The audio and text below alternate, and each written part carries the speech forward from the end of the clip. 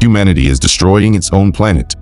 People lived for their own pleasure while the ice shield was heating up and the permafrost was melting, releasing viruses and bacteria that had been dormant for millions of years, patiently waiting for their moment to kill all life.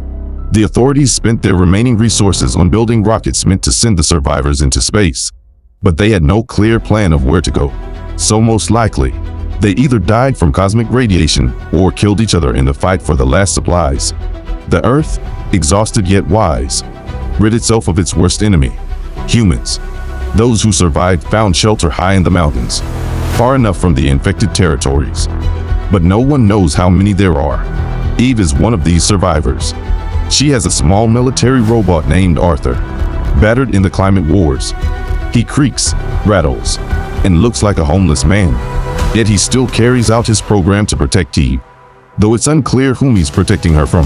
On this particular day, Eve is getting ready to head into the city. Even though Arthur considers the trip dangerous, he urges her not to drink any water there under any circumstances. Eve, meanwhile, reminds him to keep a better watch on their base. When the robot expresses bewilderment, she explains it's just a joke, something the robot doesn't understand, though theoretically, he knows such things exist. Eve drives into the city along a dusty road strewn with all sorts of junk left by civilization. Reaching a WCK supermarket, she finds what she needs and, for some reason, takes a packet of lavender seeds, even though they likely once sprout. Before leaving, she scrawls a note on the wall with coordinates of where she lives, hoping someone will read it.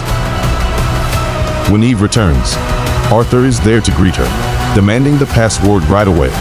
She speaks the word and, in answer to his question, reports that she went shopping in the mall, had coffee with a friend, and in the evening attended a concert with her buddies. Realizing Arthur doesn't grasp her sarcasm, Eve promises to make some adjustments to his visual system. She unloads the car, having to give the password each time, much to her annoyance.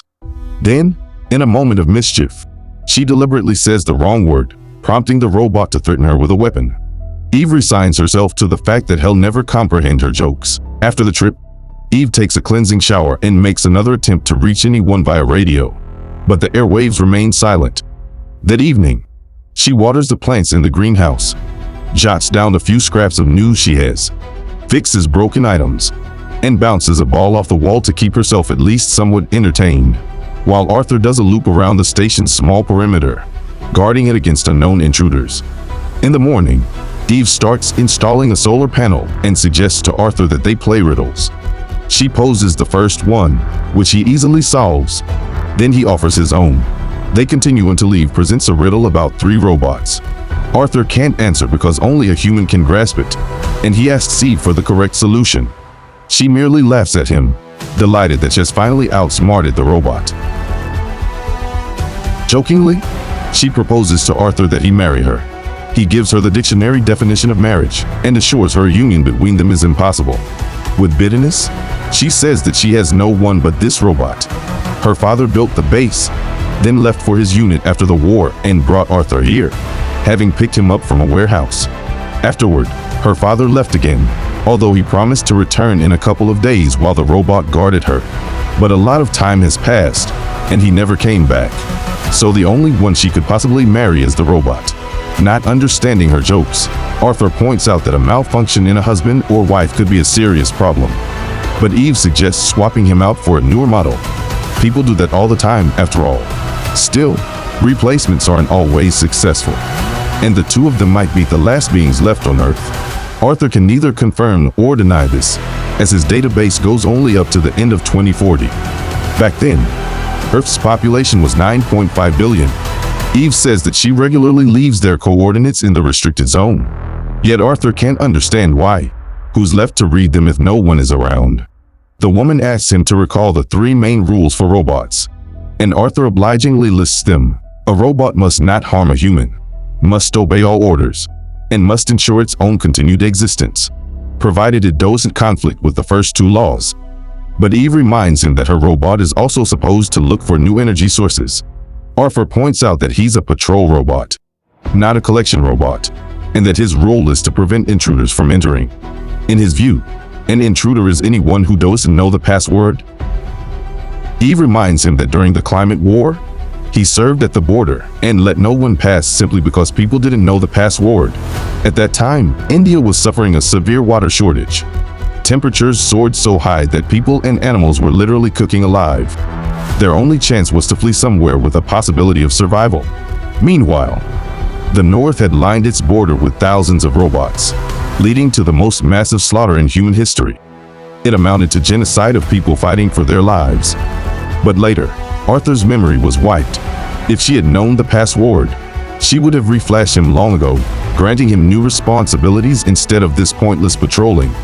As sunset approaches, Arthur finds Eve and admits that he'd like a new eye for a present. Eve promises to take care of that after she decorates the tree. Arthur recalls the riddle about the 3 robots and asks her to reveal the correct answer, but Eve refuses. The next morning, she informs Arthur that she's leaving to find an artificial Christmas tree because there are no living ones left, as always. Arthur warns her of how dangerous such a trip could be. He tells her to wear her suit, take a spare oxygen tank, and never, under any circumstances, drink the water. Eve starts loading her gear, but when she returns home, the robot stands in her way, demanding the password. She automatically states the old one, but Arthur won't let her in because a new one came into effect that day, and it automatically updates every 3 months. Eve remembers that the new password is written in a book on the fridge, but she can't access it without getting inside, and Arthur won't let her in.